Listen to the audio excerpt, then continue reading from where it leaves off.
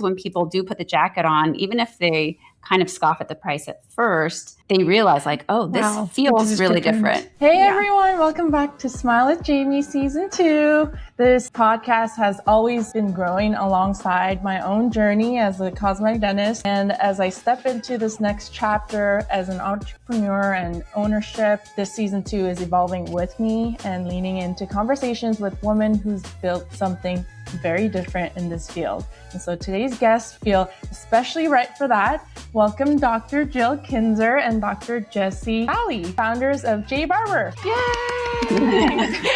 Thanks so much for your time and just saying yes to this podcast. Before we dive in, can you give us a quick introduction where you practice, how long you've been practicing as a dentist? Yeah, I'm Dr. Jill Kinzer, generally a cosmetic dentist, and I practice in Seattle with my husband, Greg. My focus has been microscopy, so working with the microscope and doing a lot of interdisciplinary care. That's really kind of become my passion within dentistry. Still practicing, and I'm really enjoying it. Hi, everybody.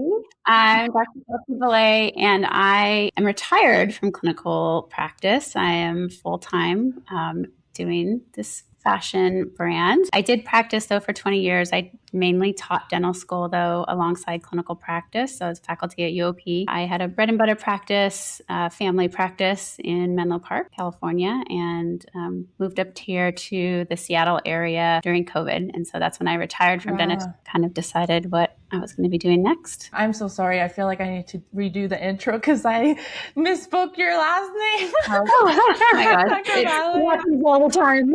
My entire life. All right. Make a note. Always double check your guest name. I'm just going to dive right into your journey, your story. We're going to start with that. How did you each become dentists? You can keep it brief, but how did your paths eventually cross together as well? I'll start, and it's not really necessarily brief, so but I'd say my story of getting into dentistry is really, there's two stories actually. So the first is my family moved to Alaska when I was 3 in the 70s. They were adventurers. My father, an ophthalmologist, and my mom was an English teacher. I had 3 sisters, very busy childhood.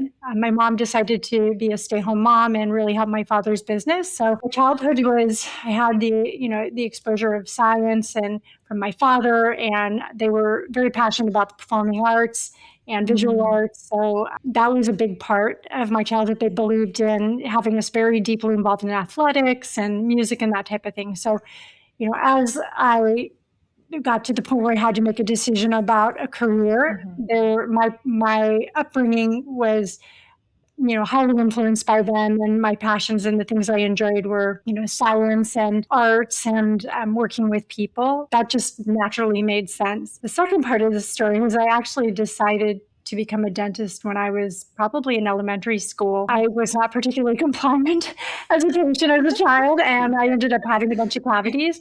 My childhood dentist was a man who was huge. I just remember him as being just a huge man, right? And it was just a horrible experience. So I had a lot of fear and anxiety around dental visits when I was kind of going through that. I just remember being held down and a lot of pain, and I accidentally bit him, which was not quite to appreciate it. So my mom brought me to this other dentist. He's a female pediatric dentist. I finished the treatment that I needed to have done. And I remember the last of the appointments going into the bathroom. I must have been 9-10 years old at the time, and looking in the mirror and just feeling empowered. And I just thought wow, I did that. And, it was this whole tell, show, do philosophy that I just thought, wow, I want to be the person that makes that difference in somebody's life. And I think I really decided at that point I wanted to be a dentist. I still had to go through the process of kind of what it meant and really deciding what it was for my life. But truly, the decision was very early for me. I don't know if you ever heard that story. That's so cool. My pathway to dentistry is not quite as colorful. Yeah. lively as that one, but I'd also decided pretty early in my young life, probably in high school, because I was a dental assistant in high school.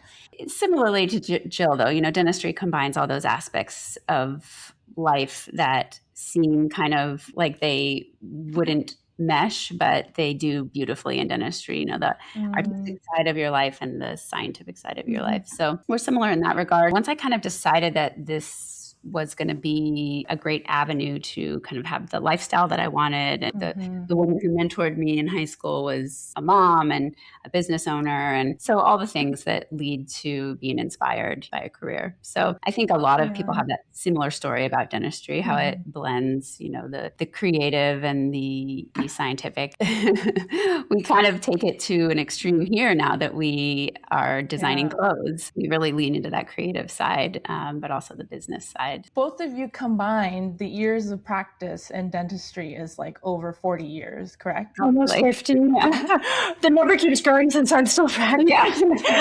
For me, I was like, okay, you guys look so young. First of all, and I was like, what? How can they practice for that long? The same. But thank you. That's a nice Thank you. It's amazing that you guys have that long history of like working as a dentist and then now, moving into this new chapter. And it's been ongoing for several years, I believe. Dr. Jessie, I was doing some research on your background. And so you served as a Navy and then you were in fashion design. Yeah. But then you also had a gig in dental assisting. that was the beginning, the dental assisting. Okay. So that was way back when, and then it brought you to dentistry. And so now, how did your two worlds kind of end up coming together to J. Barber? That is kind of an interesting story. And, the thread, honestly, that weaves a lot of those life experience of mine together is this whole idea of the uniform, the symbolic nature of uniforms in all different kind of aspects. As a 16-year-old and as a dental assistant, Jill talked about feeling empowered by her smile. Well, when I put that dental assisting lab, it had like purple and pink and teal little squiggles on it. But as a 16-year-old, like I felt like, oh my God, I have a real job. Like I am wearing this jacket with pride when I go in to give them their flossing instructions. And so important. Yes, so important. Kind of like my first dabbling in like a uniform, right? That meant something. And then through dental school, the white coat ceremony, that is just, it's so powerful when you put that coat on. And even the green smocks that you wear around in the clinic when you're a student. And then, of course, going into the Navy, I served as a Navy dental officer and served through tour in Iraq and Japan and all different representations of uniforms through those times, whether it was fatigues or dress whites or dress blues. And the feeling of a tailored, beautiful outfit really elevated how you felt and how you carried yourself. And, you instantly kind of like snapped into it when you put it on. And then going out into private practice after that and really kind of figuring out, like as a young female, early, I had the 3 years of the Navy, but in terms of clinical private practice, I was very fresh and young. And so I decided really early I was going to wear professional clothes out into practice and a white coat. And so I think that kind of shaped things. And I was always kind of interested in fashion, but really I didn't have any interest in doing traditional generic fashion. I always wanted to design lab coats. I mean, I think most of my students remember me talking about it. All my colleagues remember me talking about it. I actually had started a dental lab coat company over 10 years ago, and it just wasn't the right time. It's hard to do it by yourself. And so Jill can kind of tell the story of how we met, but she had the same idea on her own separately from me. So. Yeah. Jessie was coming to me as a patient, and one day we got talking, and I think I made a comment initially. So we had moved, I'm going to backtrack here real quick with the story, but we had been moving offices. Jessie was a patient referred by Adamo. Adamo was like, like a matchmaker here. The matchmaker. But yeah, so she had been in the office and we were moving locations, and Jessie had been dabbling in interior decorating and helping doing some office makeovers. With everything going on, she had like volunteered to help us with our transition and move. And so I was like just grateful for literally any help I could get with this, given where it was going on in my life at the time. Working together, we really kind of like had this sense of it just like we aligned definitely. It was so easy, and we got to work closely on a project where you could see kind of how each of us made decisions and all of that. And so just kind of when the discussion really happened, like it just made sense in terms of timing. But it was really an off the cuff. It was an off the cuff thing. I mean, she was in the office one day, and I just said, it was post-COVID. And I said, I hate what I'm wearing. I want to redesign this. And I've been talking with my study clubs and mastermind group they were probably tired of me hearing me talk about this, but I had been saying, I really think we need to design new lab coats, like something that you put on and you just love wearing. Like it checks all the boxes in terms of your needs, but also elevates the way you feel. And I was like, yeah. She was like, what? We had never had this conversation. Yeah. So let's talk. Started the corporation, started researching development partners. And Jill was ready for something additional, to practice. I was ready to live out this dream that I'd had for decades. And it sounds like you guys were kind of brewing that dream for a long period of time and just kind of looking for the right opportunity and, right people to come up alongside that. And then when you guys met, it just seemed like, okay, this is it. Like, let's do it. It was so beautiful. Cool. Yeah, beautiful, serendipitous. That's so cool. Yeah. It's like meeting a husband. I grew up sewing. My mom had taught us when we were young, and I had taken some sewing classes even. And I always just loved like working with my hands and doing and like building something. I had this idea too of like, I really want to make this different. And I think when you also had that same dream, it wasn't I want to be a dentist in life. This was like a dream. It was a dream. It was a dream. Yeah. Because sometimes kind of with dreams, you sometimes think like, it's not really going to happen. Yeah. It's just, it's a dream. It's like this glorious thing that's kind of off in the distance. And a lot of people save those for themselves and, you don't really ever act on it. And so for a lot of my life, I just didn't think it was ever going to come to fruition. Dentistry was just like, put my head down, do it, figure it out, make it happen. This is my career. So when you say that in terms of like, this was really a dream for both of us, we just talked about this yesterday. It really is a dream come true. It is a dream to be doing that. Yeah. At the beginning, we were mentioning how many years I'd been practicing though. So now I'm 27 and I think I had just turned 50 when we had this conversation.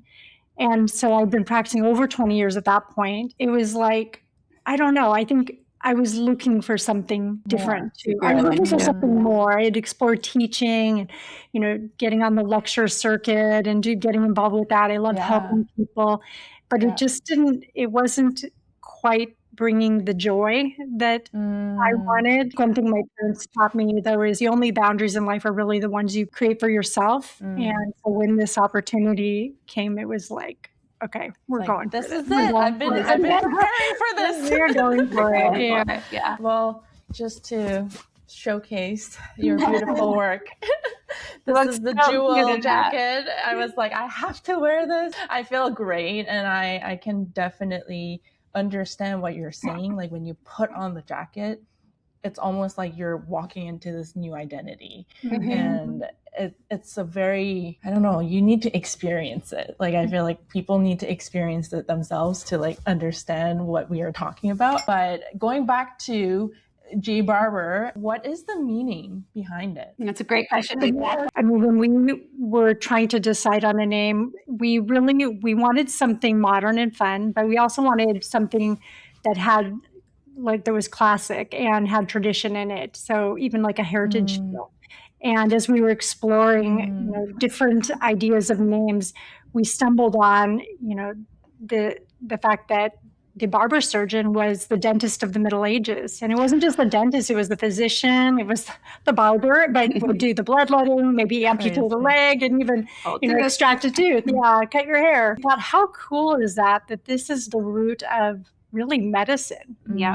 And just, medicine found its own way very quickly. And dentists really remained with the barber surgeon for many years, though, and then eventually it became its own, profession. But we just wanted to give homage to the historic roots of dentistry and medicine. And we just felt like this. And then J. The J. J for Jessie and Jill. Yeah. So, I was just thinking about that this morning. I was like, oh, J Barber. Oh, is that something to do with like, dentist being barber back in the days? And then I was like, that's so cool. And then the logo is also very unique. And I think the snake is also symbolizing the medicine. yes. Yeah. I don't know. I'm just interpreting. Asclepius. Asclepius. Yeah. It's a tough one to pronounce. Who came up with the branding aspect of it? Was it both of you? Like, oh, let's do this, let's do that. It's so collaborative. So collaborative. And we like build on each other's energy. Like when our creatives do their flow, and like, oh my gosh, we could do this. We do this, and it really. Yeah. We also have a creative director that's been with us since the beginning. Mm-hmm. He's amazing. Like we got so lucky. He happened to be coming out of full-time professional creative director roles at like major fashion retailers and was just consulting. And we have had the great luck, it just with anybody in life finds some success. There's typically like a lot of luck that goes with that. And timing. Yeah. We got really lucky that we found him. He's our wrangler, Jill and I, we love everything. We love so many different things, so shiny objects. He really helps us with staying in a very strict brand voice. And as you grow your brand, if this isn't your world, we're dentists. It's great to have that mentorship. Mm-hmm. And so he lets us explore and be ourselves. And, he doesn't get too involved with the actual apparel, but the branding, he's really had like a big hand in that as well. That's so cool. Entrepreneurship into this world of fashion that merges medical attire.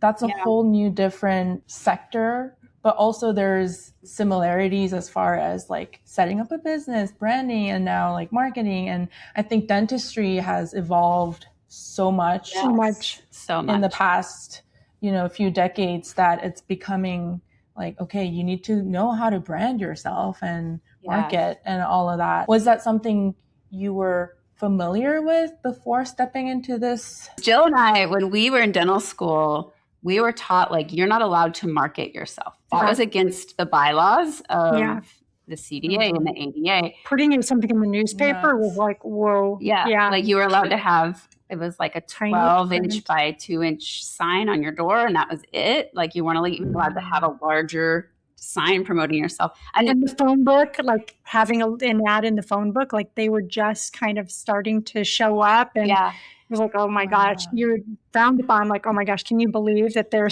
like self-promoting?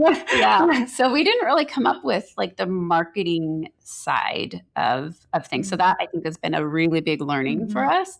We're also somewhat averse to putting ourselves out there on social. And so that has been a big learning curve, just being more open to being public, that we are starting to enjoy. It takes some time to just get comfortable with it. Jill owned a practice for a lot longer than I did. So we both have had the experience of running a business in a certain sense. It's definitely e-com, direct-to-consumer, modern startup life is, I would say, very different than running a practice. But I do think a modern practice for someone like you parallels what we're doing actually a little bit more than when we did the practice. But there are a lot of parallelisms too. I mean, the planning, the team, like the interdisciplinary, you have to coordinate so much, and there's so much that goes into the thoughtful detail of like the actual treatment and the creation of something. And I guess there isn't as much like on the back end that we have to market it and get it out into the world. Like, I guess, as you said, it wasn't really a part of our learning as we were young dentists and such, but now it's we're having fun doing that and really. But I think it's kind of fun for us because our product really is geared for people who are building a self brand, who are personally branding themselves as a physician, whether that's in private practice or within whatever role they're playing, whether it's a medical practitioner, an injector. The reality of modern practice is that you have to build a personal brand, and people need to be able to find you, verify your chops, right? And so much. Yeah, I think part of that is your image, presenting yourself, your personal brand with kind of the same level as the work that you're doing for your patients. The scrubs world became so big during COVID and after COVID, and now it's like part of fashion now, like all the colors, and I used to have so many colorful things, and just wearing it made my day, like it just makes me so happy. It's an inspiration to us, honestly. We are so impressed by, as a female founder, what they've done. They've brought they sponsored the Olympics. A medical apparel sponsored the Olympics. Like, they are medics team for Formula One. I mean, it's really inspiring. We love it. There's a lot of really amazing medical apparel companies, and the beautiful thing is, like, we're not trying to compete with them. No, that we have our own niche that we're filling. We love that we can coexist, and kind of be complementary. I love that. I just feel like that's the way we should all be in our industry also. Yeah. Like, we can all coexist. And I'm building a boutique practice. I think as a entrepreneur, the key is to know, like, who you're catering to, and not everyone is our client, and that is okay. It's okay. It's hard to do little ones with you. Yes. It's hard. But it's hard. It's hard. And also, I think the internal struggle is, like, I want to make it more accessible to, like, more people. Like, I don't know. I kind of struggle with that. Like, I noticed all of the details when the package came in, and, like, the feeling of the card and the messaging, everything. Like, I love those details. And I think that's what makes Barber. Like, it sets it apart from other brands. That's the kind of mindset that I'm trying to navigate through. Like, okay, I want to build something that's so high quality and deliver that experience to people. But then, as far as, the pricing also has to reflect that. Totally. Our worth and value. And so when it comes down to it, like, trying to make sure, okay, I want to deliver this such high care quality product, but also, like, but I want these people to be able to access it too. Yes. Like, how do you navigate through that kind of tension? Yeah, that's tricky. That's a great question. And we struggle with this. Exactly the way that you just kind of defined it. At the end of the day, we just come back to the fact that we won't compromise on the product. We have put so much of our time and just soul, honestly, when we are looking at products, like, we look at every seam, we listen to every bit of customer feedback, and I hesitate to say we're not for everybody, because that can come across as kind of elitist, or But some people don't care about what we're looking at, and it's okay. Yeah. So when we say, like, it's not for everybody, we understand that some people may not even notice, an interior bound seam. They may not notice like a beautiful welted pocket. It's not on everybody's radar, and that's totally okay. I practiced in a Landau snap front jacket for years, right? And, like, it didn't change the quality of But I think, sometimes when people do put the jacket on, even if they kind of scoff at the price at first, they realize, like, oh, this feels really different. Yeah. You talk about aha moments, and, like, in teaching or whatever it is, people genuinely have aha moments when they put this jacket on. They're like, oh, okay, yeah, that's kind of different. Yeah. It's different, and it feels really nice, and I feel really good in this. That being said, we are very cognizant of, like, this is a clinical piece of apparel, and it needs to be durable, and we want people to be able to afford it. We're trying to build them too, so that they last really long. Yes. And the longevity is a big we want it to last. We want it to be sustainable in the sense that it's a garment that lasts a long time. But we kind of look at it as an investment, in yourself and in, your practice. And I don't think people truly understand, similarly to dentistry, like, how much it costs to make a jacket like you're wearing right now. Yeah. Because you can get things so inexpensively, that are mass produced at a certain volume. We've just kind of had to decide, we've gone back and forth, struggled, like, oh, should we make a less expensive line? And at the end of the day, like, no, We Mm. have this product that we're really wanting to continue to improve and perfect and grow with us. And it just kind of, it is what it is. Mhm. It is Yeah. representative of work, experience, Yeah. and dedication. And there's a No. price for that. Yeah. It takes time to like come to terms with that. Yeah, that's so cool, because that was exactly what I'm always like trying to navigate through. And the more I think about it and process it, like I think I come to that same conclusion. Like I just want to deliver I don't want to compromise that to make it work. Yeah. You know, Don't value your worth. thank you for sharing that. That was definitely off the cuff.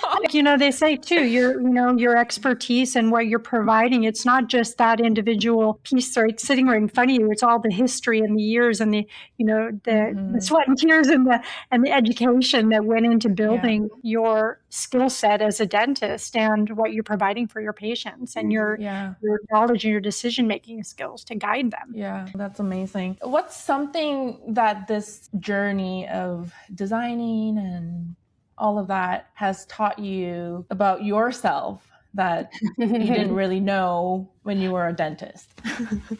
So much, yeah. Too much. Yeah, so much. I mean, I think I was surprised at the parallelisms, like that there were there was some overlap in kind of the process, but this is a whole new industry that we've entered, right? It's been quite humbling at times. And I think probably the biggest thing for me personally, is being able to tap into more of my creative self and explore that, and like how much joy it really brings me. I mean, who doesn't want to have fun every day, right? Who doesn't want to like be excited to get out of bed because you know what you get to, what you're doing. Because you have 400 emails waiting. Yeah. So I'd say for me, that's been a really fun uncovering personally. Honestly, it's funny. We were kind of chatting yesterday a little bit, and I thought that I was going to have that same response, the joy of the creative and the creation. But I've leaned into more of the operational and the business side of it. And I never thought I had that in me. I think I've been gathering skills along the way, kind of subconsciously from, mentors at the dental school, mentors in the Navy, here or there, my husband. Things have surfaced in my personality that I didn't totally expect, that I'm really enjoying, to the point where when I was watching The Devil Wears Prada too, and I love that at the end where she's like, she's like, it's talking to Anne Hathaway, and she's like, don't you just love working? I started bawling. I was literally crying in the theater. Wow. So I felt that scene so hard. I'm like, I love working. We just work. We love working. We love working. We work all day, every day. And I think that is the most shocking thing that has come out of this, is that I love work. I love work. I love it. I don't dread it. It's a lot of fun. That's amazing. I think it's such a blessing for anyone to find that intersection between like your work, but also something that brings so much joy and passion in life. Yes, like I think dentistry is evolving and it's a lot harder. I think I hear a lot, and I even say this to my friends a lot, like dentistry is not the same as like 20 years ago. And it's very difficult for a young dentist to step out and just be a successful dentist. I don't even know what that means anymore. Is it being a good clinician or business owner, or, like what does that even look like? But then the upside of dentistry is the fact that there's so much more room, and it's such a great time. Like you said, like in the past you were not able to market, but now there is that freedom and flexibility and creativity that we can merge together in our profession. And I just feel like that's why I admire you so much, because you're living that out and you're showing other young dentists that, hey, like this is what's possible. You don't have to be just stuck in that 8 to 4, 9 to 5 clinical work. And obviously, like you can still enjoy that like Dr. Jill is still practicing, and that's amazing. And I've put so much into my skills that like I want to keep doing it. But it's also, it takes that creativity to think outside the box. Jamie, I'm so impressed with you. I mean, you have so much deep insight, probably partly because you're very, you explore and you're curious, and, even having a podcast and just talking to people that you consider mentors. I didn't have that when it's inspirational. It's very inspirational. And, as a teacher, former teacher, I'd say one of my biggest inspirations now at this age and watching all my former students is them and what they've done. I don't think I would probably be here doing this if I didn't watch some of my former students like just excel and grow. And I have true joy watching my former students like succeed. And even though you weren't one of my students, you're kind of the similar age as my former students.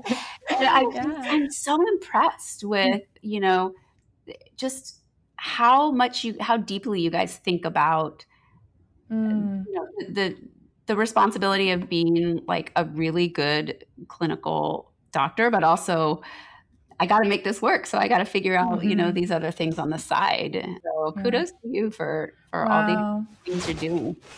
Thank you. That means a lot. Yeah. That really means a lot. I think it takes a level of humility for someone with years of experience and teaching and just coming across so many people to even recognize that and say that and really have that joy to show up for the next generation of dentists. And there's so much on social media that we complain about dentistry, and that is true. There's truth to that, but I think my hope is I want to show through my own journey that there are different ways, because I've gone through that myself, like hating dentistry and hating my life after all those years of schooling. So, I think the pain just kind of pushes us to like show other people like, hey, dentistry is isolating. So the more community you can surround yourself with and lean on each other and grow and complain and, it's cathartic, but, just knowing that everybody's kind of going through the same thing. It's even us, like, starting J Barber, I think one of the most not surprising, but validating and surprising in a great way is just the support from the dental community has blown our mind. Yeah, people are they're cheering us on. They're excited. I think they feel like some sort of participating. Yeah, because they're dentists. Like it's a dentist making this thing for them, and really we are. We say this all the time. Like we're doing this for you, like for our colleagues, this is really for you. The dental community is amazing. It's like everyone just needs to find each other because it's so hard to make the time to truly connect. But I think once you do connect with that community, it just becomes so much more rewarding. Having that connection and support and networking. And I think that's really important, like surrounding yourself with people who just continually inspires you to, go to the next level and not just be complacent where you are. And we need more of that in our field. So I love that it's not even just the apparel, but the culture and the community that you're envisioning and building underneath that is. This is why we have to talk about J Barber, because I'm like, I want to represent. So you said you love working, and I love that. I can sense that now that I'm doing something for myself. I'm like, I just find myself doing things that I never imagined that I would do. But what would be like the biggest sacrifice that you've had to make to make this happen? Oh gosh, that's easy. That is so easy. That is so easy. That question. Sleep one. I would say, family. Like my husband, my children, like they've seen a lot less of me for sure. But Jill's children are dentists. They're grown. Mine are 10 and 8. They're 11 and 8. So that has been really hard to not be like the active PTA mom anymore. And, I'm dropping the ball in their schedule. But at the same time, like they are so inspired watching Jill and I. They're proud of us.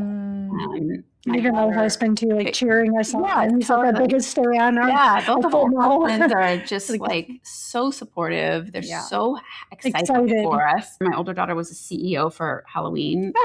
You know, like, so it's good. I have to remind myself that it's good for them to see me doing this and being adventurous and doing this. But it, you know, the mom guilt like just tears away at you. Right? Yeah, I think for me being like 25 years into dentistry at that point and kind of being able to step back from and relax a little bit and maybe travel more, have my freedom.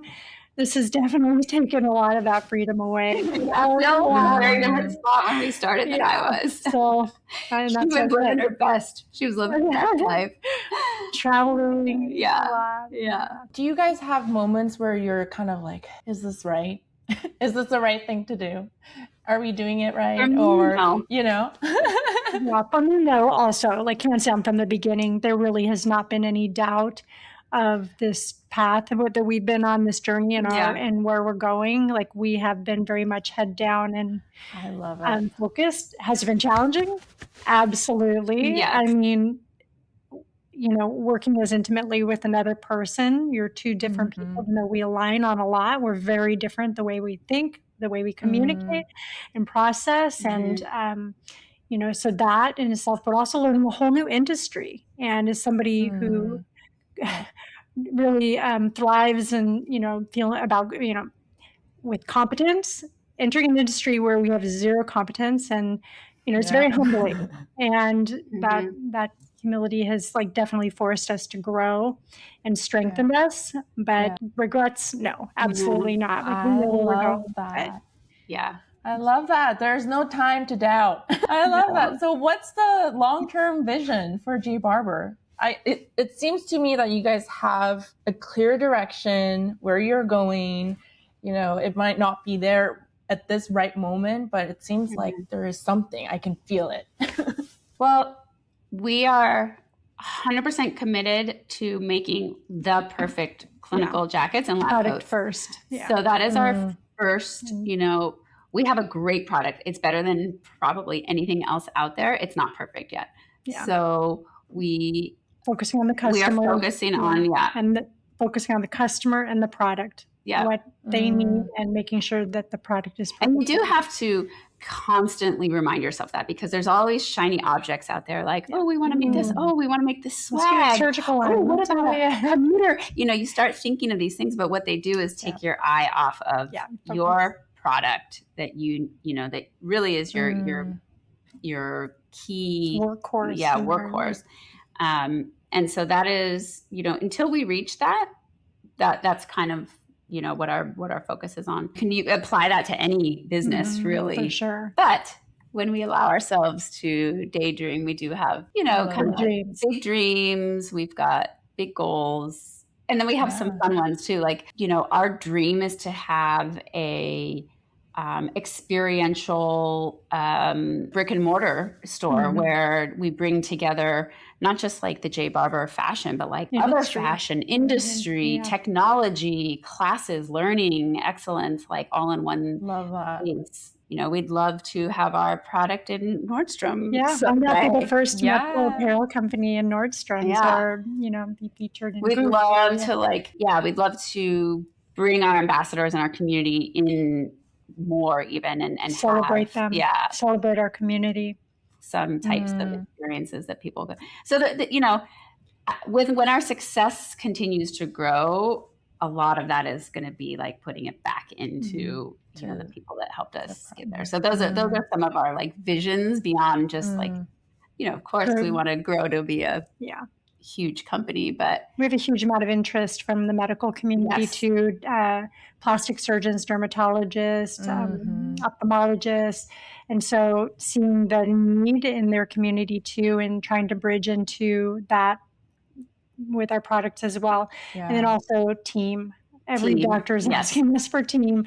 Like, give us products that we can outfit our team in. And so, you know, that's something we're really cognizant of and trying to work towards right now too. Yeah, that's coming soon. Actually, so. I love that. When you say a perfect clinical jacket or perfect product, what does that look like? What does that even mean? Jamie, when you put on that pair of jeans, your favorite pair of jeans in the morning, right? How does that make you feel? Like, when you put something on that really you love to wear, it completely changes the way you feel and look. And so I guess the perfect is different for each, maybe each vertical and each situation. I think having enough products too that fit that perfect mold for each person. Because I was always freezing, right?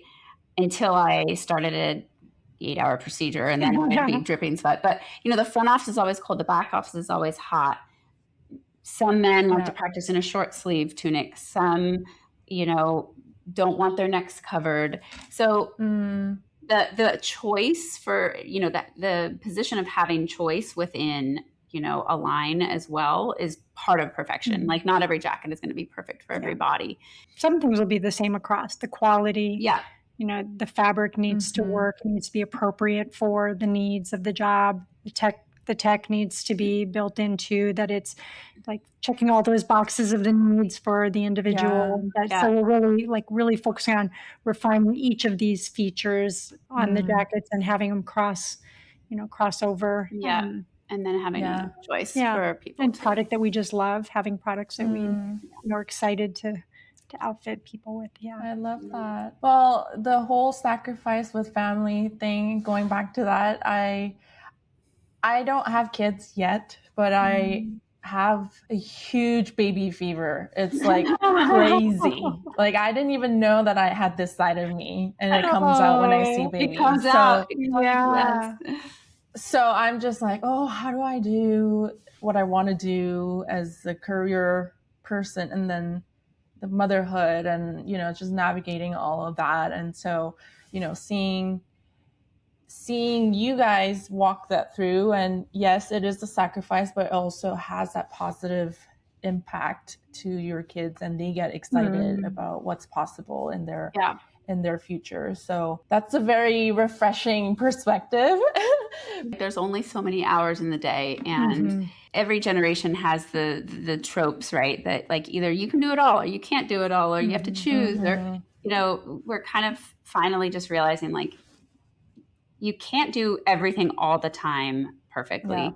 But you're going to go in seasons. There's going to be seasons where your business is kind of humming along, and so you're focusing on your family for a few years, or they're newborns and you don't want to miss that phase, or you're really like digging in and you've got a nanny, digging in a business, and you've got a nanny who's wonderful, and your kids are being taken care of, and you get to spend good time with them in the evenings. But there's just different seasons, and you have to accept that you're not going to do everything all at once every single day after day, because something's got to give at some point. So I think as women, like the biggest part is just releasing the guilt, figuring out a way. And I'm not saying I found the solution to that, releasing that guilt, because I struggle with it all the time. But I think I've gotten a little bit better now. Just realizing like, okay, today was like a really intense work day, and I didn't really get to like hang with the girls. So I'm going to take a few hours off. I'm just going to close my laptop and like spend some quality time with them, and not feel guilty about, closing the laptop down. So that doesn't happen very often right now, but you just figure out ways. And I think too, you really don't know what you're capable of until you're actually in the situation, and we all have the ability to rise to the occasion and rise to, I didn't plan any of my pregnancies. Opportunity. I mean, there was like, I was third-year dental student when I had them. Twins in dental school. Yeah. No. Yeah. So, I thought there was no way I'm going to graduate on time, right? There's no way I'm going to graduate. Yeah.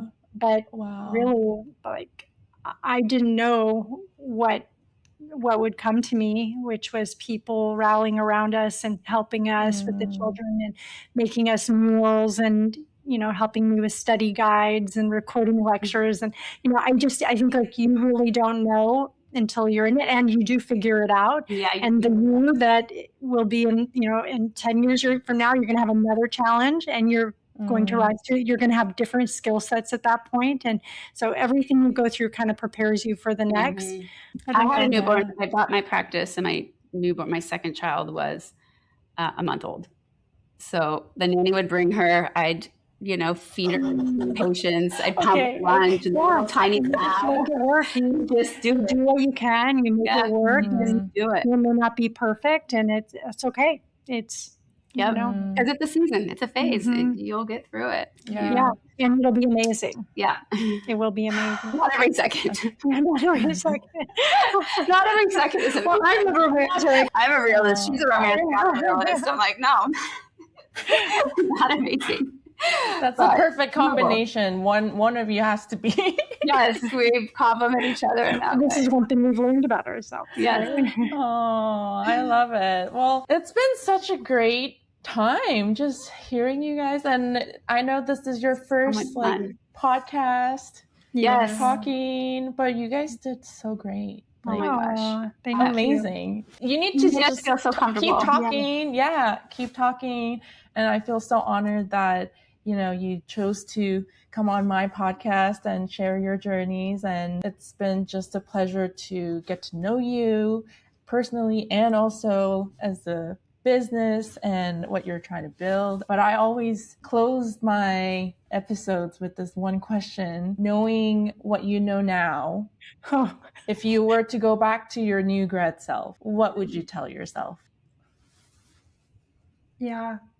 I think I would, gosh, it's hard because there's been so many highs in the last 27 years and so many lows. Like there's been high highs, low lows, and a lot of tears, but a lot of joy. And I think I would tell myself to trust the process, trust your instincts. A lot of opportunities are going to come to you before you're ready. Listen to your heart, trust what's ahead of you. And because I look back at my last 27 years and I don't regret anything. I mean, I'm so grateful for what's brought me to this point.